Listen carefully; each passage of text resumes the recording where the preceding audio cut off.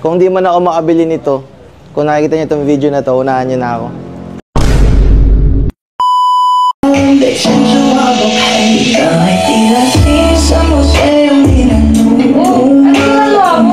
Uy, guys, announcement.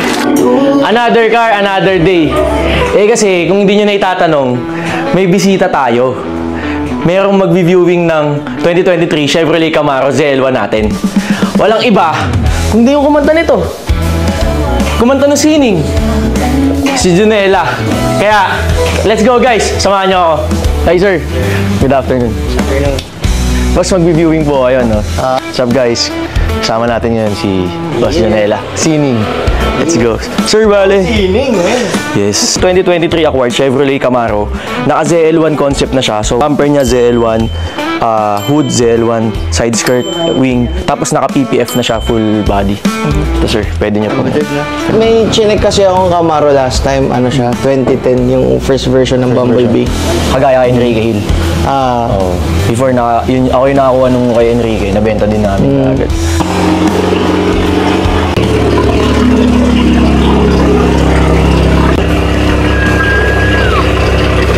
Sa 2023 kasi, meron siyang projector ng speedometer. Pag nakasakay ka dito, makikita mo yung speedometer mo nandun sa kalsada. May projector na siya. Damn. May mga ganun, boss. Sisigipan na ako sa Camaro. Tsaka mas rare to eh. Tapos, kung naano nyo, stop production na siya. Wala nang gagawin na Camaro. Kasi 2023 hindi ganitong uso eh, no? So, Pinalitan na yan, bro. ZL1 na siya. Tsaka stop production ng Camaro. Wala nang gagawin na ganito.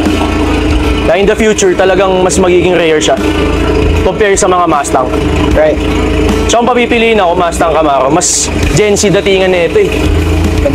Neutral siya mag-anong for me.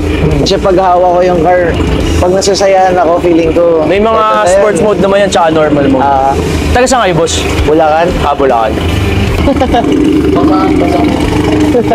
Pulap dito, pero hindi niya to paint.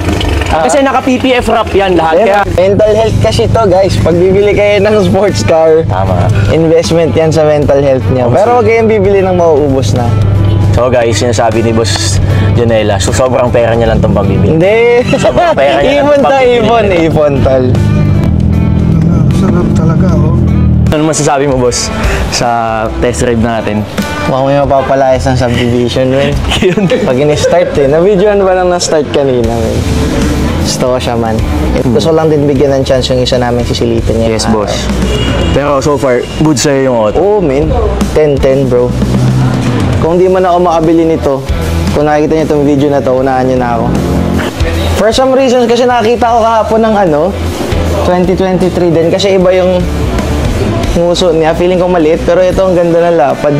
Nice meeting you, brother. Thank you. Thank you so Bossing, much. thank you. Ingat kayo. Thank you sa pagbisita sa showroom. Yo, what up? This is Dionella. If naghahanap kayo ng mga pangmalasang sasakyan, F2A Cars is the one. F2A Cars, legit.